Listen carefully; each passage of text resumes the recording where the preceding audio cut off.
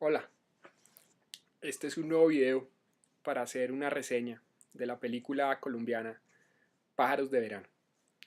Bueno, ¿de qué se trata esta película? Bueno, en primer lugar, esta es una película que fue filmada en La Guajira colombiana.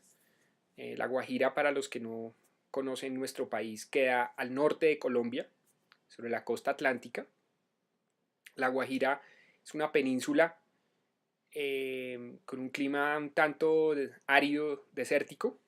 Sin embargo, paradójicamente queda al lado de la Sierra Nevada de Santa Marta, o sea, hacia el sur queda la Sierra Nevada de Santa Marta, que curiosamente pues es rica en vegetación selvática y incluso tiene dos de los picos más grandes de Colombia, más altos.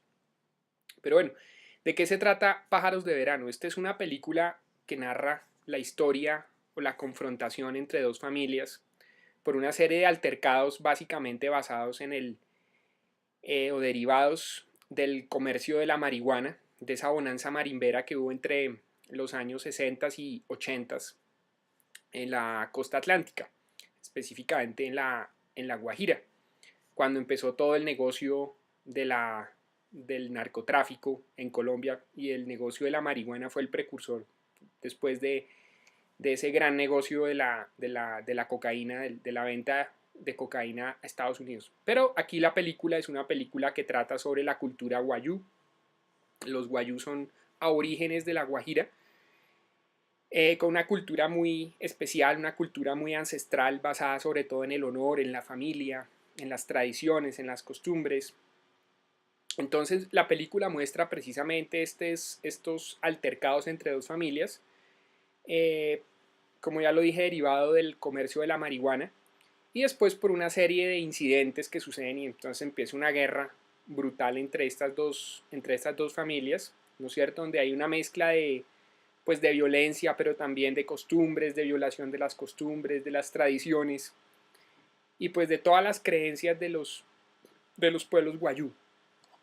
La película muestra la idiosincrasia de estos pueblos de la Guajira, de los pueblos guayú, ¿no es cierto? Esto es un elemento muy interesante.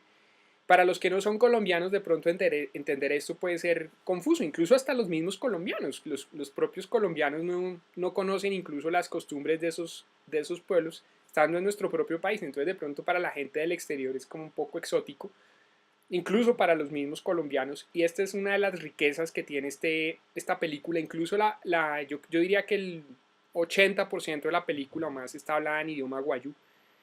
Uno dice, ay, pero yo no sé guayú. No, pues igual si usted ve una película francesa y no sabe francés, pues lee los subtítulos, o si no sabe alemán, y pues ahí están, igual saben los subtítulos, hablan algo en español, pero la película casi que en su totalidad está hablada en idioma guayú, lo cual la hace muy interesante.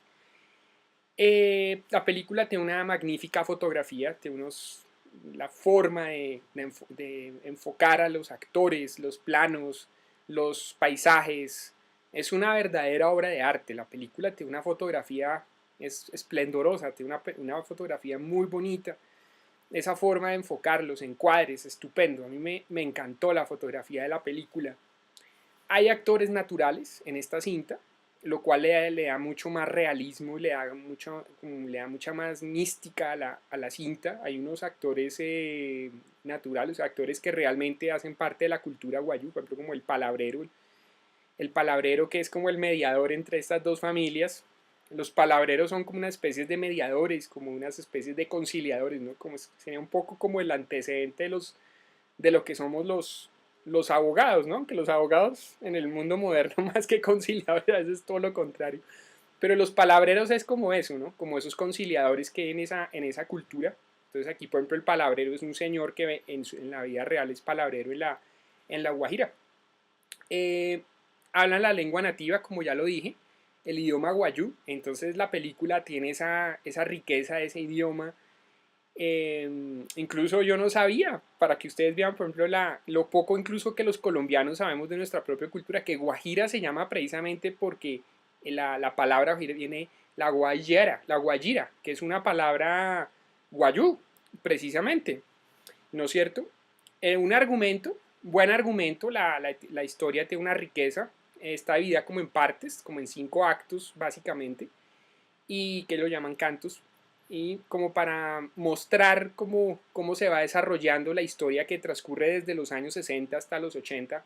Es como el antecedente de esa pelea que empieza a germinar entre dos familias de un clan, hasta que ya al final se desata una confrontación ya abierta, una serie de venganzas.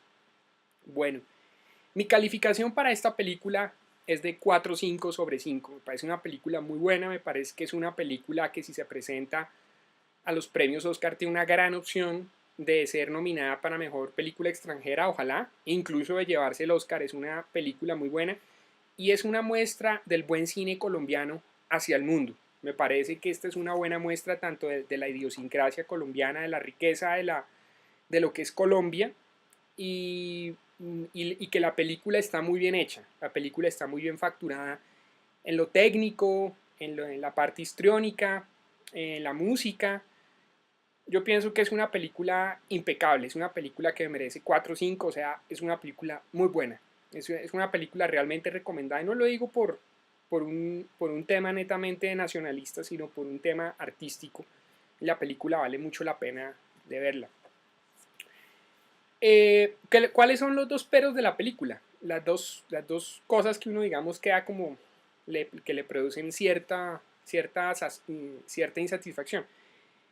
Yo creo que si la película se muestra hacia el exterior, de pronto hacia los extranjeros, las personas que no son colombianas quedan un poco desconcertadas, como por ejemplo qué es la cultura guayú, la guajira, por qué hablan ese idioma, por qué no hablan en español, cuál es la diferencia con el resto de Colombia, por qué en la costa atlántica, cuál es la diferencia de los guayú con el resto de la costa atlántica colombiana.